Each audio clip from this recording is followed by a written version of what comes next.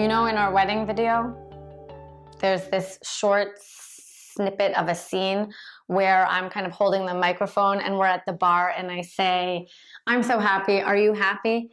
And do you remember what you said to me? I'm happy because you're happy. Yeah. And at the time, I remember thinking like, oh, that's so sweet. That's so cute. So loving.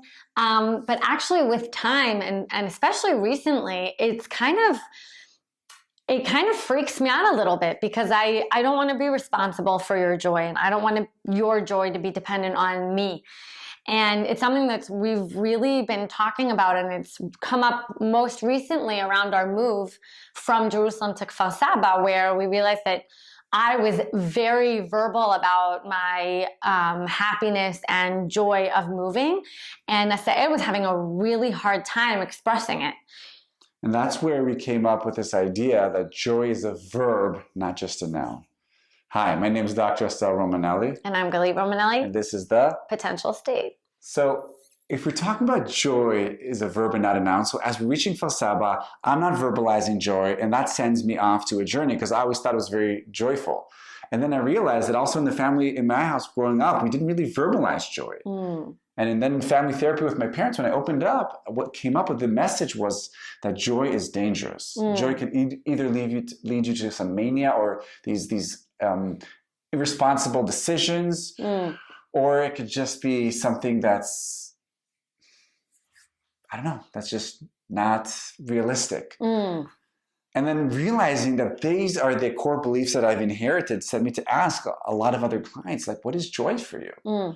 Fascinating. And a lot of them were like, joy is an illusion. Somebody said to me, it's not really real, or joy is, you can't reach it, or joy is sadness. And then this woman I worked with once, she said, joy is being selfish. Wow. And that's why she can never feel joy. And then looking back, reflecting on my parents, I realized I never really saw my mom happy and joyous and relaxed. Wow. And my dad was only really joyful when he was on stage singing. Wow, performing. Performing, right? So that sent me to think of for all these other people, and if you're listening to this talk, like if you have an issue with joy, if it doesn't come to you so naturally, like it comes to you, Galit, then here are some stuff that I've been experimenting with. The first thing is to verbalize it. Acknowledge that at these little moments, and just say it out loud, even if it's weird for you. For some people like you, it's natural. But for me, it's not so natural to say it. And I just say, I am happy right now. This is happy. This is crazy. And then expand it. Yes, and yourself, even if it's a little bit fake, because it's not natural for you to say, but say it open. It's so important, because if you don't, your kids are going to feel that joy is wrong and they're not worthy to feel joy. Or they're not, there isn't permission to feel joy, right? Like I think that's what's so important about expressing it and verbalizing it, is that it's allow yourself to say it, to feel it, to acknowledge it, right? Yes. Like give yourself permission to be in this glorious, wonderful moment of joy. And I know that sometimes it's like Brene Brown talks a lot about how when we're in these joyful moments, we feel also very vulnerable and we kind of snap into catastrophic thinking, right? Like when we're looking at our children who are sleeping and we're like, oh, they're so precious and everything's so great right now. And then we like get stunned by, oh my God, something bad is going to happen. So I think that kind of we all feel those moments of like, but we are worthy to feel joy. And that by expressing it and verbalizing and acknowledging it, we're allowing ourselves to be in those moments. And even if they pass, we at least kind of are able to hold on to them and anchor them. And you said before that joy, it's like a sliver, it's like little joyous moments. To stop thinking of joy as like to achieve joy or real joy. Right, and then you'll be in a state of joy. No, it's like joy is in tiny little moments that you collect. Almost like enjoying yourself, enjoying and joining. Right. So for people, if you're more like me and that is your perception, so start enjoying, verb it up, don't noun it. Yeah, and I also think like don't expect to have these huge, long-lasting episodes of joy, because I think that's also it's stressful, and B, it's harder to attain.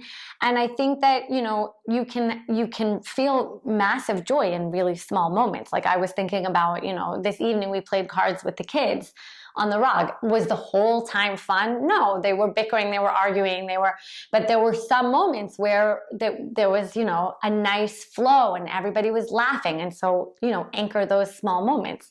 It's like I think about our daughter Lada, who's 6. So she can eat something and she go, She's so good at expressing, at enjoying. Yeah. So if you need to take inspiration from kids around you or your own kids. Yeah. And also it's contagious. Yeah. So I think that once you allow yourself, then it will trickle to your close, nearest and dearest. Yeah. And you're also kind of modeling. So you're also modeling to your kids or to your siblings or to your parents that like, I'm in joy right now. This is what it looks like for me.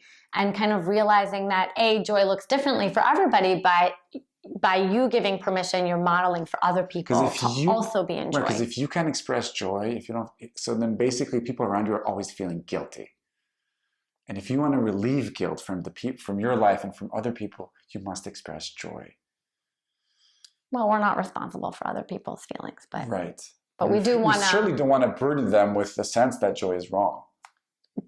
Sure. That's how I like you, Galit, agreeing with what I'm saying. So this was Galit Romanelli. Feel joy, even if the people around you are not feeling joyful. You are allowed to feel joy and know that it is contagious, and that when they see you shining and feeling joyful, they will know that they are in an environment where they can also bring their joy. I think that's the bottom line. Okay. That's how I like you, Dr. Assael Romanelli. We're the potential state. We'll see you next time.